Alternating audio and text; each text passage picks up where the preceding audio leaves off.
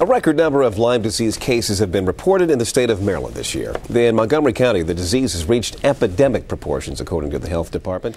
And there are counties in northern Virginia reporting record high levels of the disease as well. Medical reporter Kathy Fowler joins us now to continue our investigation into the great Lyme disease debate. Kathy? Leon, no one knows exactly why there's such a spike in Lyme disease in Maryland and Virginia. It could be because more people are moving into tick habitats, or maybe an increased awareness in the medical community. Either way, entire neighborhoods and whole families are being debilitated by this infectious disease. Today is a good day for the Siegel family. Susan and her two daughters, Lexi and Zoe, all feel well enough to walk the dogs. That's not always the case. This entire Rockville family is sick with Lyme disease. There's like the memory loss, but then there's also like the joint pain and fatigue. I think it's really bad and it sucks, and I just really want to get better. It's the same story for this Potomac family. Susan Abgen says 4 out of 5 family members have tested positive for Lyme. Lyme is here. It's around the whole community.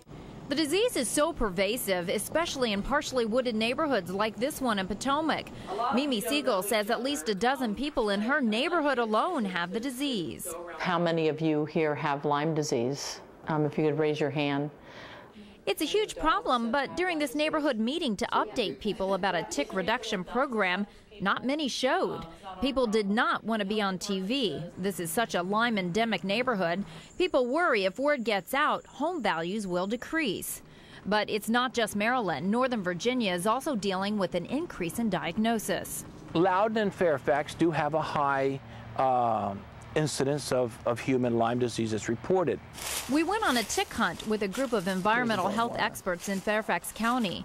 It's October, so most ticks should be dead. But this wooded area near a housing complex in the western part of the county is such a hotbed of tick activity, we were instructed not to take chances. We covered our skin with clothes and insect repellent containing 30% DEET. Get your socks inside your pants. Then it was time to set the traps. Ticks are attracted to CO2 from animals or people. A container that has dry ice, and dry ice produces CO2. A day later, we go back to western Fairfax County to check the traps. We see plenty of deer, the main carrier of ticks, and even ticks this late in the season. Here's a nymph right here. There you go, there's 2 of them. There's 2 of them right there. Today, there were less than half a dozen, but previous surveillance missions have caught hundreds and hundreds of ticks in this very spot. If it was June, we'd be fighting them off with sticks. But for now, residents have to fight off ticks by themselves. To date, there are no tick reduction programs underway in Montgomery, Fairfax, or Loudoun counties, despite repeated requests from residents. It doesn't make sense that nothing's being done to try to be more preventative.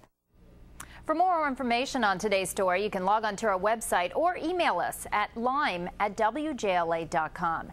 Kathy Fowler, ABC-7 News.